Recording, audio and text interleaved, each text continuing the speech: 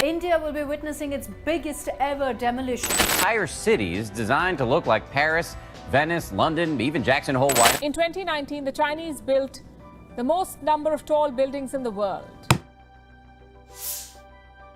जय हिंद दोस्तों, आज की वीडियो का टॉपिक एक ऐसी चीज़ है जिसे हम सब ने अपनी ज़िंदगी में कभी ना कभी तो देखा ही होगा, जहाँ एक घर खरीदने का सपना हर आम इंसान देखता है और जिन घरों की कीमत लिटरली अनअफोर्डेबल और पॉइंटलेस होती जा रही है, स्काई स्क्रैपर। आइए जानते हैं इसके ओरिजिन और इनसे होने वाले इफ़ेक्ट्स के बारे में। एक स्काई स्क्रैपर कहलाने के लिए बिल्डिंग की हाइट 75 फीट से ऊंची होनी चाहिए और उसमें 7 फ्लोर से ज़्यादा होने चाहिए। अर्बन सिटीज़ में रेजिडेंशियल, पब्लिक और एडमिनिस्ट्रेटिव बिल्डिंग्स की प्रॉब्लम को टैकल करने के लिए इन बिल्डिंग्स को डिज़ाइन किया गया था। अब ज़रा इन बिल्डिंग्स की ओरिजिन हिस्ट्री के बारे में जानते हैं। रिकॉर्डेड हिस्ट्री की माने तो इन्हें सबसे पहले 14th सेंचुरी में एंशिएंट रोमन एम्पायर की ईरा में देखा गया था, जिनमें 10 से भी ज़्यादा फ्लोर्स हुआ करते थे।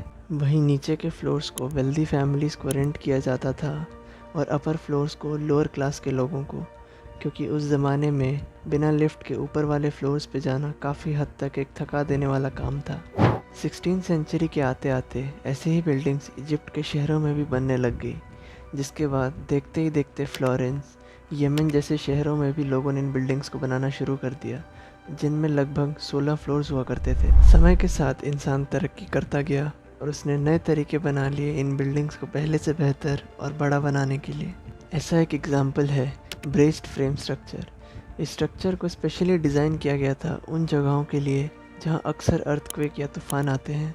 इस स्ट्रक्चर में बीम्स और कॉलम्स को ऑर्थोगोनल पैटर्न, या आसान भाषा में समझें तो ऐसा पैटर्न जहां बीम्स और कॉलम्स के बीच 90 डिग्री का एंगल होता है और एक्स्ट्रा सपोर्ट के लिए यूजुअली मेटल फ्रेम्स को डायगनली जोड़ा जाता है।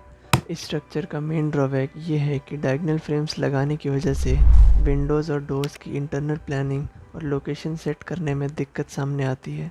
ऐसे ही कई स्ट्रक्चर्स जैसे rigid frame structure, tube structural system और कपल्ड वॉल सिस्टम वक्त के साथ इस्तेमाल होते चले गए। इन कॉम्प्लेक्स स्ट्रक्चर्स के कुछ फेमस एग्जांपल्स हैं बुर्ज खलीफा, जिन माओ टावर, ओरिएंटल पर्ल टावर और एंटीलिया। बढ़ती पॉपुलेशन और एडमिनिस्ट्रेशन की प्रॉब्लम को इन बिल्डिंग्स की वजह से काफ़ी बेहतर तरीके से हैंडल कर लिया गया, पर इनसे होने वाले इन्वायरमेंटल इफ़ेक्ट्स को हम इग्नोर नहीं कर सकते।